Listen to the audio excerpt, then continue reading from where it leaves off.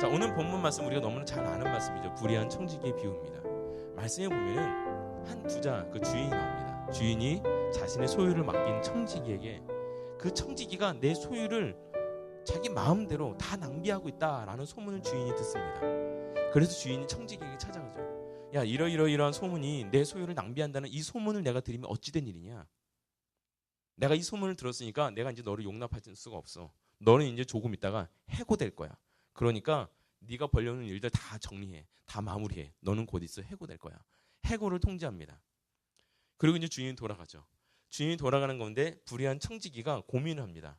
이제 곧 있으면 내가 잘릴 거니까 나는 이제 어떻게 살아야 되지? 어디서 살지? 이 청지기직을 맡겼다라는 것은 한 명의 노예를 택하는데 그가 똑똑하고 지혜롭게 일들을 쳐서 할 때 내가 저 사람을 믿을 수 있다라고 그에게 충성심을 봤을 때 이제는 한 명의 노예에 불과한 그 인생이 아니라 내 모든 소유를 맡겨서 집안을 경영하게 하는 그 최고 자리, 2인자의 자리로 올리는 그 자리가 바로 청지기 자리였습니다. 요즘 말로 이야기하면은 그래 그냥 2인자라고 이해하면은 이게 딱 와닿지가 않아요. 이 청지기라는 직함은 한 부자, 여기서 말하는 부자는 그냥 부자가 아니라 이 성을 지키는 성의 최고 우두머리, 성주급 되는 사람이 여기에 나오는 부자예요. 그래서 자신의 직임을 맡긴다라는 것은 성주로서 자신이 가진 모든 기업을 경영하도록 맡기는, 말 그대로 요즘 말로 얘기하면 전문 경영인 CEO로 이 청지기를 세운 겁니다. 여기서 말하는 청지기라는 말은 원래는 하나의 종이었는데 똑똑하고 총명하고 그가 충성심까지 있으니까 그를 훈련시키고 세워서 내가 가진 모든 재산, 이 회사를 경영할 CEO의 자리로 앉혀놨다라는 거, 이렇게 CEO라고 이해하면 이해가 빠릅니다.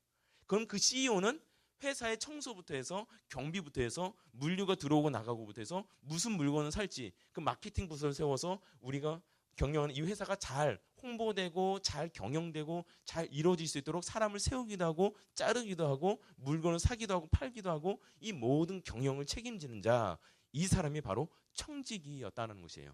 그런데 이 청지기가 딴 주머니를 차고 있는 거예요. 소유가 새 나가고 있는 거예요.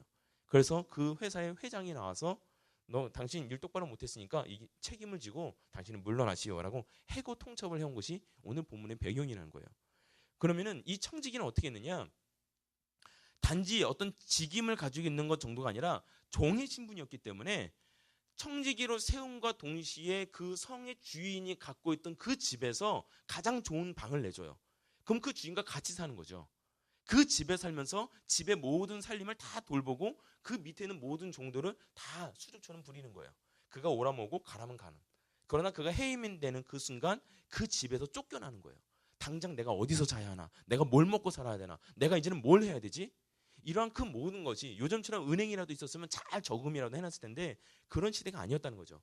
직위가 해지된 즉슨 그 모든 재산이 싹 몰수되고 몸만 빠져나가게 되는 거예요.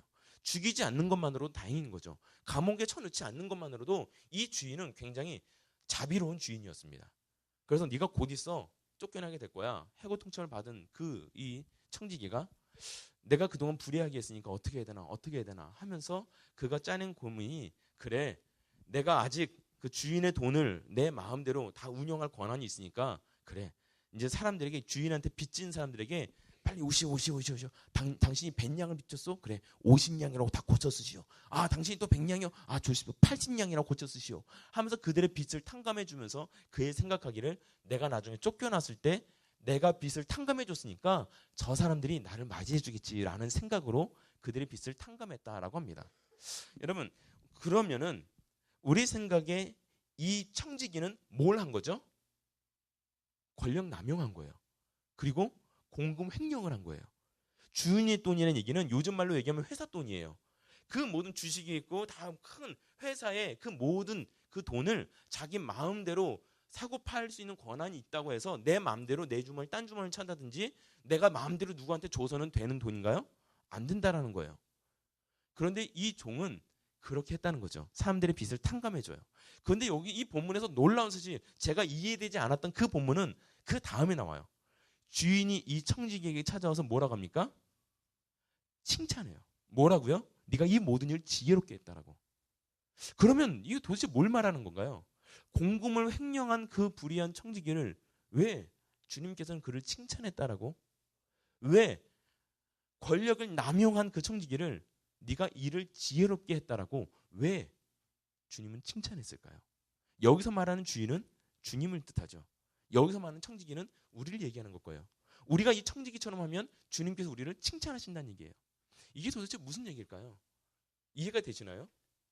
아무리 보고 다시 보고 다시 보고 눈을 다시 비비고 다시 봐도 이거는 분명히 공금 횡령이고 권력 남용인데 왜 주님께서는 이 청지기를 칭찬했을까라는 것이죠. 오늘 이 주인이 이 종에게 청지기에게 와서 하는 얘기가 이겁니다. 먼저 1절 말씀에 보면 아직 여러분 제가 파워포인트 준비하지 않았고요. 1절 말씀에 보면 이렇게 나옵니다. 제자들에게 이르시되 어떤 부자가 성은 어떠니요 이름이 부자입니다. 그렇죠? 어떤 부자가 청지기가 있는데 그 종이 있었다는 거죠. CEO로 앉힌 똑똑하고 총명하고 충성스러운 그 종이 있었는데 그가 주인의 소유를 낭비한다는 말이 그 주인에게 들린지라. 이 청지기가 자신의 재산을 잘못 쓰고 있다라는 그 소문을 들은 거예요. 첩보가 들어온 거예요. 그러니까 2절 말씀에 파워포인트 이제 올려주세요. 2절 말씀에 이제 그 주인이 그 불의한 청지기를 찾아오는 것입니다. 찾아와서 뭐라고 얘기하느냐? 2절 말씀 우리 같이 한번 읽어보겠습니다. 2절 다 같이 시작. 주인이 그를 불러 이르되 내가 내게 대하여 들은 이 말이 어찌 됨이냐? 내가 보던 일을 셈하라. 청지기 직무를 계속하지 못하리라 하니. 여기 말씀을 보면은 청지기 직무를 너가 계속하지 못한다. 다시 말해서 내가 너를 해고할 거야 라고 해고 통첩을 보내는 거예요. 최후 통첩이에요. 이젠 곧 있어 나는 떨려나게 된 거예요. 내가 가진 이 모든 권력도 곧 있으면 사라질 거고 내가 가진 이 모든 힘, 이 권력, 이 재력 이제는 내가 살고 있는 이 좋은 집 모두 다 내려놓고 나는 떨려나게 생긴 거예요. 그런데 말씀을 자세히 보면 내가 청지기 직무를 계속하지 못할 것이야 라고 앞으로 너는 잘릴 거야 라고 말하면서 뭘 얘기하냐? 내가 보던 일을 셈하라 라고 얘기해요. 내가 보던 일을 셈하라 라는 것은 지금 당장 이 청지기가 잘렸다 안 잘렸다? 아직 안 잘렸다는 얘기예요. 셈하라 라는 것은 네가 보던 일을 다 원래대로 제자리에 돌려놓고 잘못한 것을 제대로 바로잡고 네가 아직 마무리 짓지 못한 벌려오는 일이 있으면은 벌려오는 일을 다 마무리해. 다 마무리하면은 너는 잘릴 거야 라고 청지기에게 해고 통첩을 했다라는 것입니다. 자신이 곧 해고될 것이라는 사실을 알고 이 청지기가 한 액션은 뭐냐? 5절 말씀입니다. 우리가 풀리지 않는 바로 그 부분이에요. 5절 말씀 같이 읽읍시다. 시작. 주인에게 빚진 자를 일일이 불러다가 먼저 온 자에게 이르되 내가 이의 주인에게 얼마 빚졌느냐. 얼마 빚졌냐고 빚진 자를 일일이 하나하나 다 부릅니다. 하나하나 다 불러요. 여기서 말하는 주인은 그 시대의 상황을 알아야 돼요. 한 성을 관리하는 성주쯤 됐을 거예요. 성주쯤 됐다는 얘기는 그 안에 수많은 소장농들이 있었다는 거죠. 소장민들이 있었어요. 대장장이도 있었겠고 어떤 물건을 사고 파는 상인들도 있었을 거고 밭을 일궈서 먹을 것을 재배하는 농민들도 있었을 거고 거의 대부분 서민들이 그 성 안에 수많은 서민들이 있었을 거예요. 그 서민들이 때로는 풍년이 있기도 하겠지만은 가뭄이 일기도 해요. 때로는 태풍이 와가지고 농작물에 피해가 많아서 그들이 먹고 살기 힘들 수도 있은 그런 일들이 있을 수도 있을 것입니다. 잘 사는 사람들이 조금 어려운 일이 있어도 그냥 지나가는데 꼭 서민들은 지금 당장 먹을 것이 없어지면은 내가 더 이상 손쓸 방법이 없잖아요. 그러면 어떻게 했느냐? 그 시대의 가난한 서민들은 당장 어떤 천지지변이 일어났든지 가뭄이 일어났다든지 우리 집에 어떤 우환이 생겨서 내가 감당할 능력이 사라졌을 때 그때 그 시대의 부자에게 찾아가요. 성직에 찾아가서 돈을 빌립니다. 성주님 지금 가뭄이니까 내가 먹고 살 게 없습니다.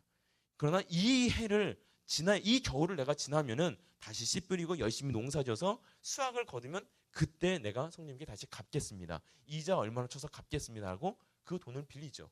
곡식을 빌립니다. 그렇게 해서 먹고 살아가는 거죠.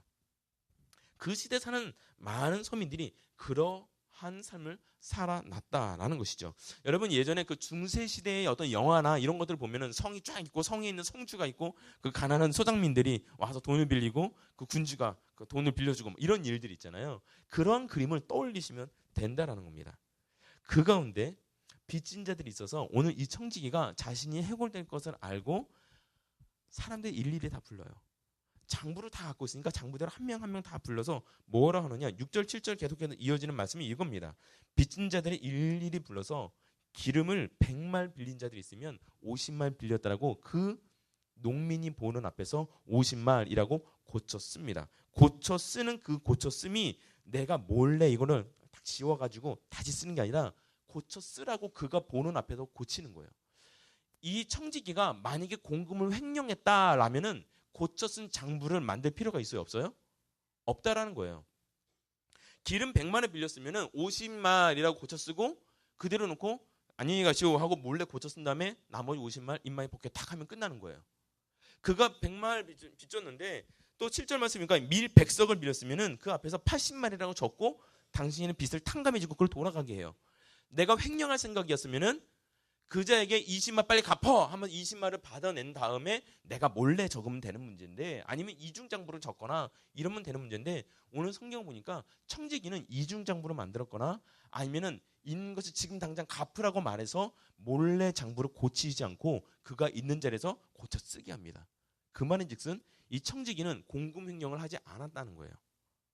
그리고 여기서 이 청지기가 권력을 남용해서 내 마음대로 함부로 주인의 것을 마음대로 운용해가지고 그 빚을 탕감해 줬느냐, 권력 남용이냐라고 볼 수도 없는 것은 무엇이냐. 만약에 이 청지기가 자기 마음대로 권력을 남용해서 그 빚을 탕감해 줬다라고 한다면 주인이 이 사실을 이미 다 있는 자리에서 고치게 했으니까 소문이 다 퍼졌겠죠. 그러면 그 빚진 자들이 다 소문이 퍼진 상황에서 청지기가 한 일을 감출 수가 없을 거예요. 그러면은 부자는 이 청지기를 책망하고 감옥에 가둬야지 칭찬할 이유가 없다라는 거예요. 그렇다면 왜 이 부자 주인은 청지기를 용서했을까요? 용서가 아니라 왜 칭찬했을까요?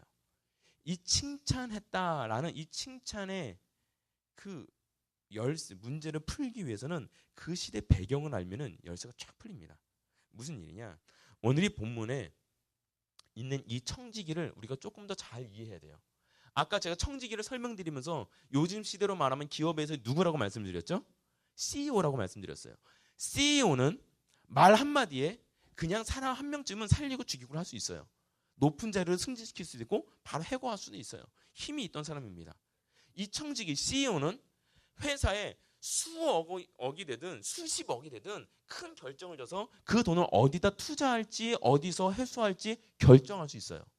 그리고 그 CEO는 이 돈을 가지고 회사의 이미지를 위해서 마케팅하기 위해서 어떤 광고를 할지, 어느 재단에 누구를 도와줄지, 어디다가 기부할지 이 모든 걸 결정하고 그렇게 추진할 수 있는 능력이 있었습니다. 힘과 권력과 파워가 있던 사람이 CEO죠. 자신이 주인은 아니다 할지라도 주인의 모든 권력을 다 행할 수 있는 사람이 CEO예요.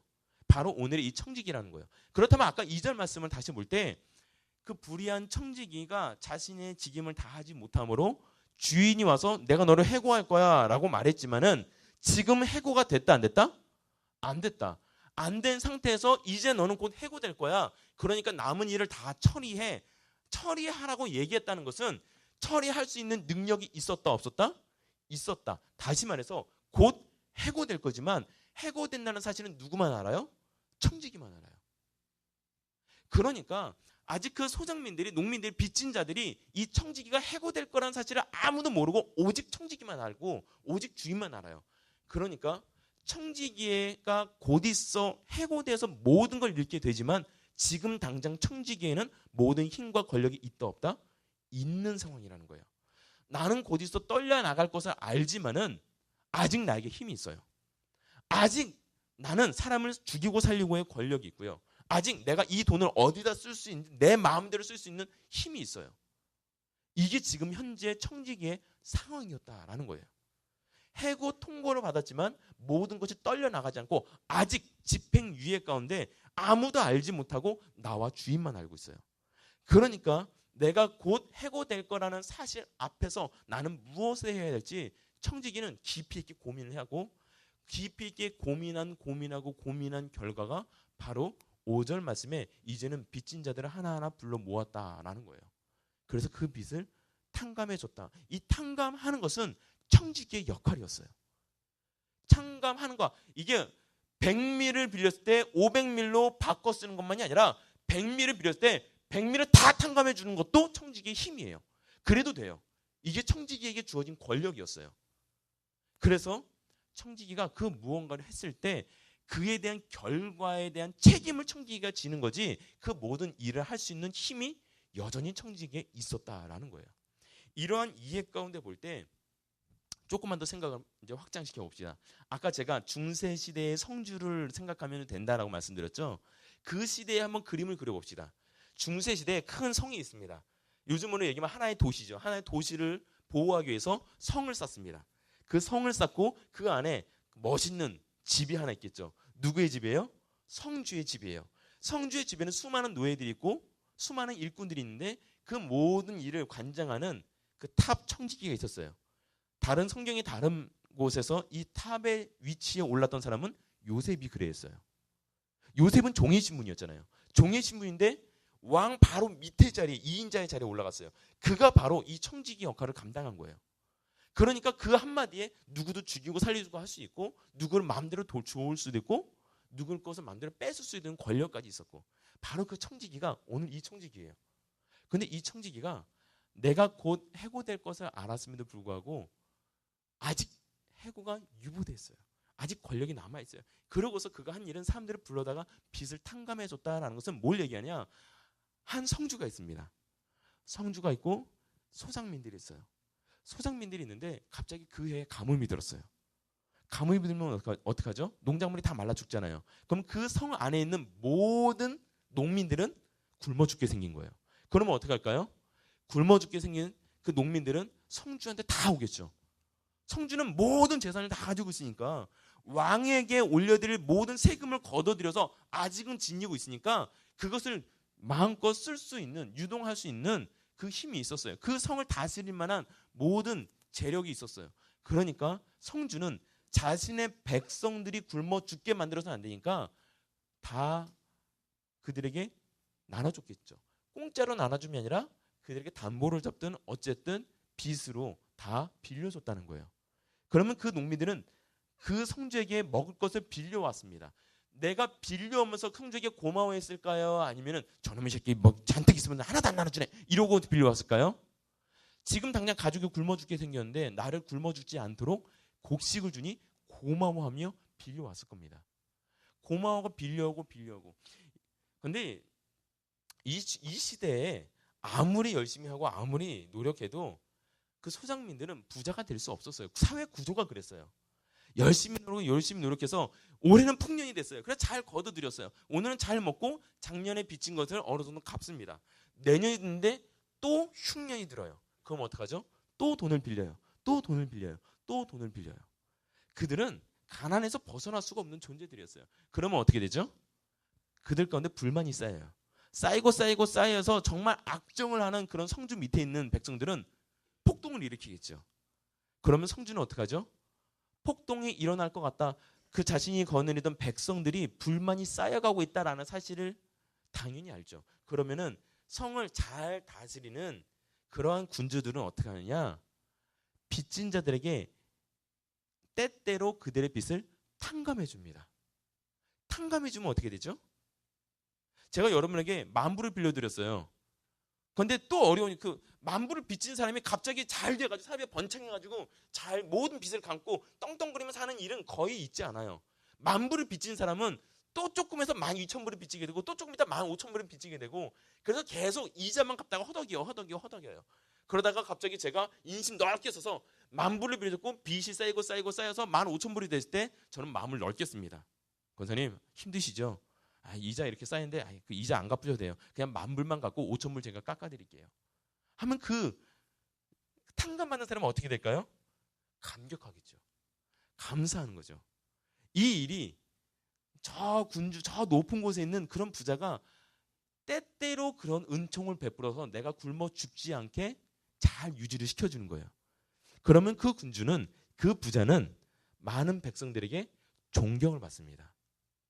비록 내 돈을 조금 포기한다 할지라도 어차피 시간이 지나면 그 사람은 또 빚을 빚지게 될 거예요. 또 이자를 내게 될 거고요. 나는 여전히 돈을 벌게 될 거예요. 그러니까 그 백성들이 죽지 않는 게 중요한 거예요. 굶어 죽지 않는 게 중요한 거예요. 잘 살 수 있도록 딱 봐서 힘들다 하면은 조금 탕감해주고 고마움을 느끼게 되고 존경을 받게 되고 명예를 받게 돼요. 그래서 또 지나다가 또 어려워져요. 또 감이 왔어요. 그러면은 군주로서 멋있게 창고를 열어서 그들을 다 먹여 살리고 다 베풀어요. 그래봤자 어차피 또 이자로 걷어들이고 또 그들이 걷어들인 걸로 해서 나한테 존경심을 가지고 세금을 꼬박꼬박 내게 될 거예요. 이자를 꼬박꼬박 내게 될 거예요. 여전히 그들은 가난하고 내가 조금 주머니 열어서 그들을 갚아준다 한들, 탕감해 준다 한들 나에게 큰 타격이 없어요. 그래서 내가 막 악착같이 긁어 모으기보다는 이제는 성주로서, 부자로서 명예와 존경을 받기 위해서 돈을 탕감해 주는 그러한 일들이 이 시대에 일어나고 있은, 관례적으로 있는 그 일이었다는 거예요. 그래서 이 청지기가 한 일은 무엇이었냐? 자신이 이제 떨려날 때가 됐잖아요. 그러니까 아직 내 힘은 남아 있어요. 그러니까 내가 할 수 있는, 내 권력으로 할 수 있는 바운더리 안에 있는 이 재력과 힘과 권력으로 뭘 했느냐? 이 청지기가 지혜를 낸 거예요. 여기서 말씀을 그대로 읽으면, 문자적으로 읽으면은, 그래 내가 이걸 탕감해주면 내가 쫓겨난 다음에 저들이 날 용서해주고 날 받아주고 재울 곳을 정해주고 뭐 이러겠지, 이렇게 말이 나와 있지만 이 말씀의 본 뜻은 무엇이었냐? 당신 가져오세요, 가져오세요. 아이고 이렇게 많이 빌렸어요. 아이고 기름 100만을 빌렸군요. 빨리 50이라 적어두세요 하고 빚을 탕감해주고, 한 명, 두 명을 했다는 게 아니라 성경 말씀은 일일이 불러다가 했다는 것은 주인에게 빚진 모든 사람을 싹 불러서 때때로 일어났던 그 빚을 탕감해 주는 일들. 왜 한국에서 보면은 대통령이 바뀐다든지 어떤 큰 일이, 경사가, 국가적인 경사가 있을 때 무슨 일을 하죠? 감옥에 있는 사람들의 죄수리 형량을 싹 낮춰줘요. 그러면 그 불만 세력들의 불만이 싹 일시적으로 잠잠해지고요. 때로는 나라가 부강해지면 세금을 낮춘다든지 이런 정책을 펴가지고 자신의 존경을 받게 되죠. 대통령이 하는 일들에 대해서 시임을 받게 되고, 오늘 성주가 하는 일이 바로 그런 일이었어요. 때때로 하는 그 일을 이 청지기가 내가 이제 곧 얼마 남지 않았구나, 그러니까 내가 할 일은 무엇인가 했을 때, 그래 모든 빚진 자들을 다 불러다가 일괄적으로 빚을 탕감해 준 거예요. 그러면 어떻게 되죠? 청지기가 빚을 탕감해줘서 야 내가 깎아준 거야, 내가 한 거야 그러나요? 성경 말씀에 보면 그들의 빚을 깎아주면서 장부에 그렇게 썼다라는 것은 이거는 주인이 깎아주는 거야. 이 성주가 당신의 빚을 탕감해 주라고 했어요. 성주가 당신을 용서했어요. 성주가, 이 부자가 당신을 위해서 이렇게 배려하고 당신의 어려움을 알고 당신에게 이렇게 다 모든 베풀라고 지시하였어요. 모든 영광 누구한테 올려요? 주인에게 돌리는 거예요. 그러니까 탕감을 받은 그 백성들은 청지기에게 고마워하나요? 주인에게 고마워하나요? 주인에게 고마워한다는 거예요. 그러니까 청지기는 자신이 할 수 있는 능력을 해서 주인에게 존경을 받게 하도록 그 성에 있는 모든 자들로 하여금 주인을 존경하도록 만든 일이 청지기가 한 일이라는 거예요. 청지기는 자신의 권력을 남용했다거나 아니면 자기의 뱃속을 채우기 위해서 그 딴주머니를 찾는 일이 아니라, 청지기가 한 것은 그들의 빚을 탕감해 주는 말미암아 그들에게 돈을 준 대신에 주인을 향한 존경심을 샀다는 것입니다. 그러면 이제 주인의 입장에서 봅시다. 주인의 입장에서 청지기를 볼 때 청지기는 주인의 것을 남용해서 소유를 소비한다는 소문을 들었어요. 그래서 그 청지기를 곧 있어 내가 널 해고할 거야 라고 얘기했다고 그랬죠. 해고할 거야 라고 했는데 청지기가 어떻게 했어요?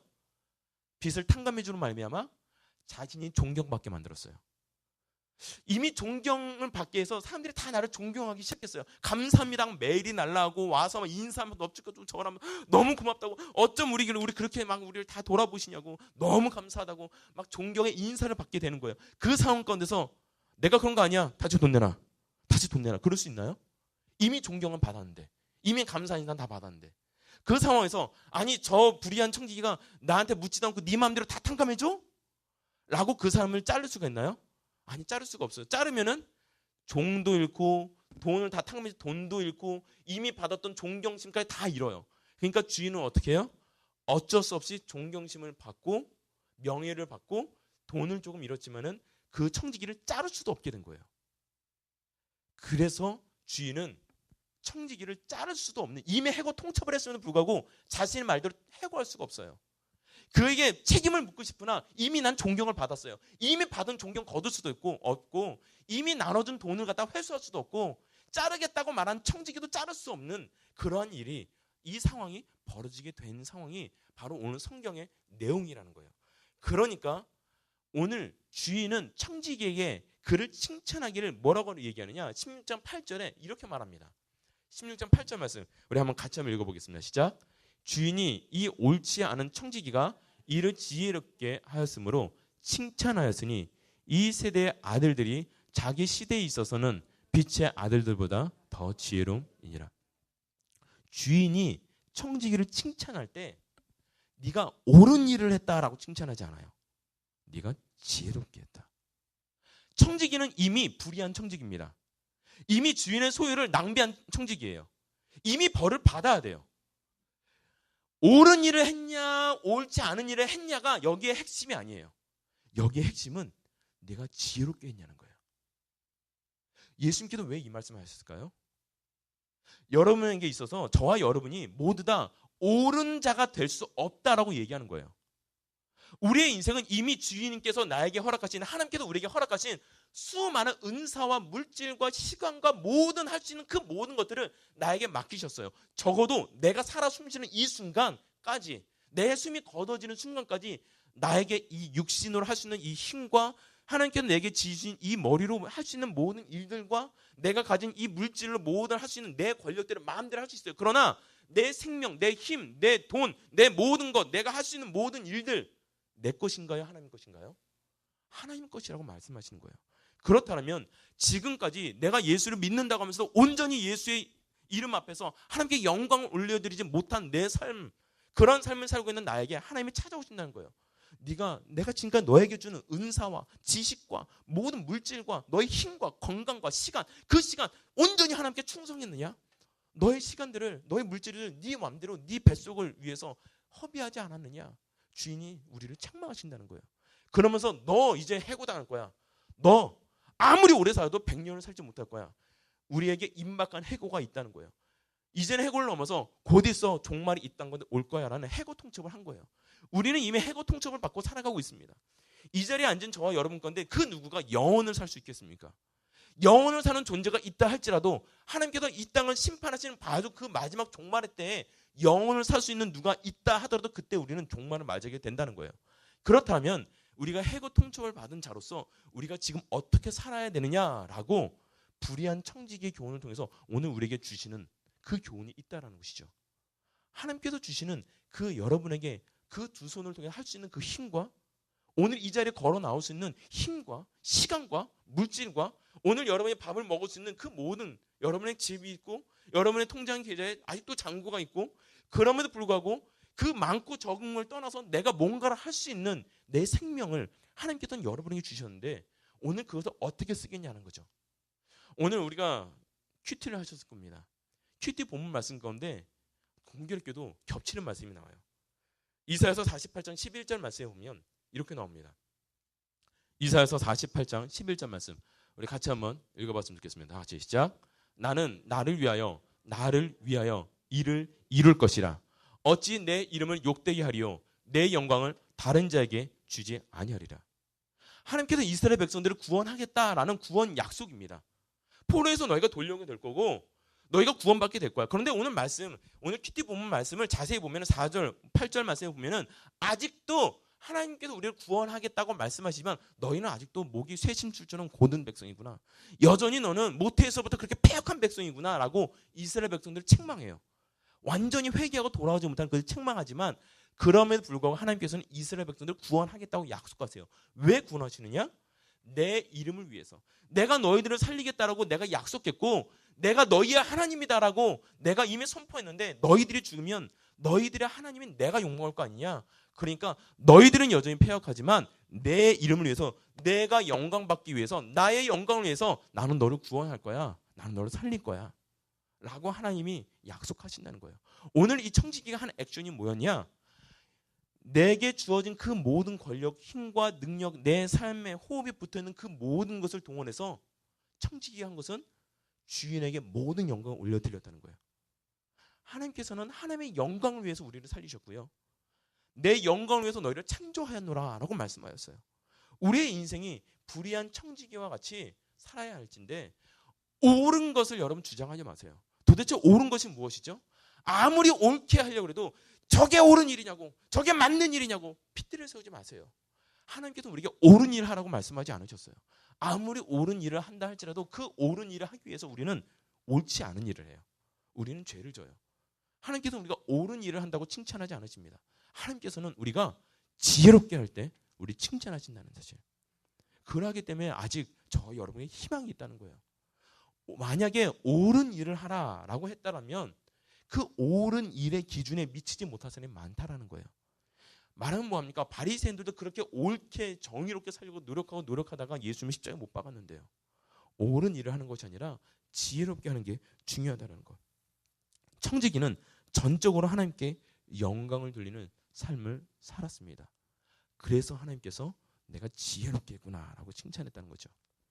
오늘 이 청지기의 모습 안에서 저와 여러분의 삶을 봤으면 좋겠습니다. 청지기는 불의한 청지기였어요. 낭비하는 삶이었습니다. 우리의 모습이 그러한 삶을 살고 있지는 않은지 돌아보자는 거죠. 하나님께서 우리에게 주신 건 무엇입니까? 여전히 우리는 하나님께서 나에게 허락하신 은사들을 낭비하고 살아가고 있어요. 열심히 한다고 하지만 여전히 나를 위해서 살아가고 어느 정도 조금 떼어서 하나님의 영광을 드러내지 내 삶이 전생의 자체가 오직 하나님께 영광, 그 전표를 다시금 옮겨 적으면서 주인인 당신은 빛을 탕감하라고 모든 영광을 하나님께 올린 주인에게 올려드린 그 청지기처럼 우리가 살아가야지인데 우리는 그러지 못하고 우리의 은사들을 낭비하고 우리의 시간을 낭비하고 있어요.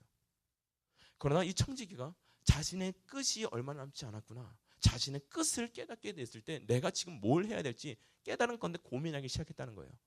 우리가 예배 가운데 나와서 날마다 하나님의 말씀을 듣는 것이 바로 이 깨달음을 위해서예요. 오늘 나는 뭘 해야 되는가? 내가 어제 예수 믿고 어제 그렇게 산다고 결심했을지라도 다시금 식어져 버리고 내가 당장 어디로 가야 하고 내가 어느 곳에 내 발걸음을 내딛어야 하는가? 내 길을 잃어버릴 것 같은 그 상황 가운데 다시금 나를 인도하신 그 주님의 말씀 가운데 내 삶을 조명하고 내가 어디로 사야 할지 하나님의 말씀을 통해서 깨달음을 얻는 거예요.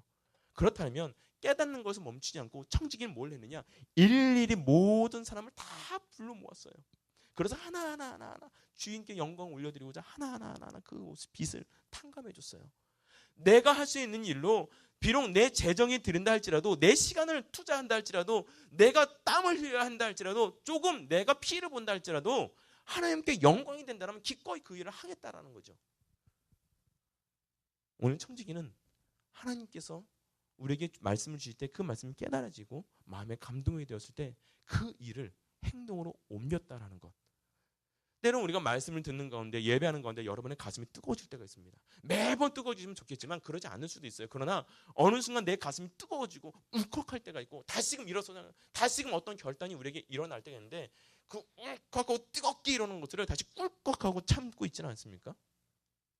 오늘 청지기는 그 깨달음을 통해서 삶을 그대로 실천해냈어요. 그 실천함으로 말미암아 주인은 그 종을 그래 내가 정말 지혜롭게 했다라고 칭찬을 받았어요.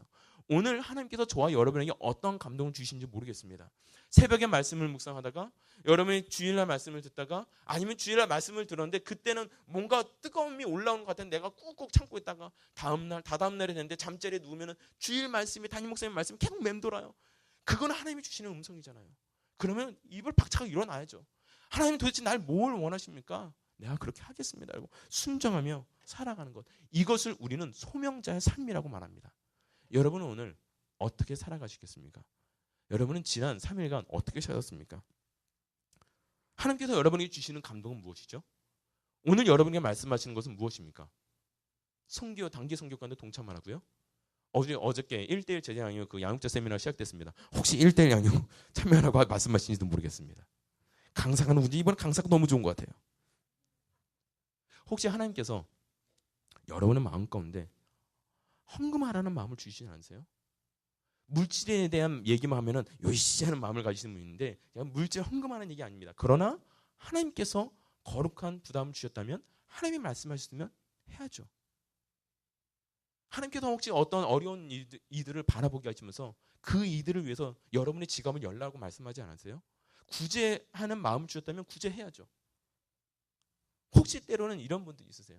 예전에 한국에서 제가 아는 분이 저 재단을 청소하라고 하나님께서 내 말씀이 선포되어지는 자리인데 저 재단 네가 담당하지 않겠니? 하고서 기도하다가 하나님께서 그 재단에 대한 사모함을 주셔서 1년 동안 내가 청소하겠습니다 라고 서원하고서 정말 그 교회 청소하시는 분께 말씀드려서 재단은 손대지 마시라고 내가 기도할 때마다 와서 제단 청소하겠다고. 정말 제단에 먼지 하나 남지 않도록 매일매일 와서 1,000번째 제단을 쌓으면서 매일매일 그 제단 먼지 하나 쌓이지 않도록 그 하나하나를 닦더라고요. 손걸레가 딱딱딱딱 다 쓸고 닦고 막 손걸레를 바닥 닦고. 하나님께서 청소하라고 하시면 청소해야죠. 어떤 분은 정말 그 강사 목사님께서 오셔서 집사님 막 헌금봉을 하시다가 집사님 화장실 청소했으면 좋겠어. 그 한마디에 아멘 하고 하더니 정말 1년 내내 화장실 청소 그 화장실에 그분이 담당하시더라고요. 하나님께서 그렇게 여러분의 마음에 감동을 주신다면 그렇게 해야죠. 직장 가운데서 일하다가 함께 일하는 동료가 혹시 직원이 그들 마음에 어려움이 보인다. 가서 위로하라 하면 위로해야죠. 하나님께서 여러분이 주시는 감동은 무엇입니까? 하나님께서 여러분에게 허락하신 은사들은 무엇입니까? 하나님께서 여러분에게 아직까지 호흡을 붙여주신 이유는 무엇입니까? 하나님께서 오늘 여러분에게 말씀하세요. 불의한 청지기에 와서 내가 내게 준 내 소유를 네가 소비하고 있구나. 내가 이 소문을 들으면 어찌 미냐. 너는 이제 곧 직무를 감당하지 못할 때가 올 거야. 라고 하나님은 우리에게 말씀하십니다. 그때 우리는 고민해야 돼요. 나는 지금 무엇을 해야 되는 것인가? 나는 지금 어떠한 일을 해야 되는가? 나는 어떻게 할 때 지혜롭게 내가 살아노라고 하나님께서 나를 칭찬하실 것인가? 매 삶의 순간순간 가운데 하나님께서는 우리를 붙드시고 부르시며 말씀하실 것입니다. 그 모든 삶의 순간 가운데서 진정 주님 앞에서 지혜롭게 행하는 저와 여러분 되길 소원합니다. 우리 잠시 같이 찬양하고 우리 기도하는 시간 잠시 갖도록 하겠습니다.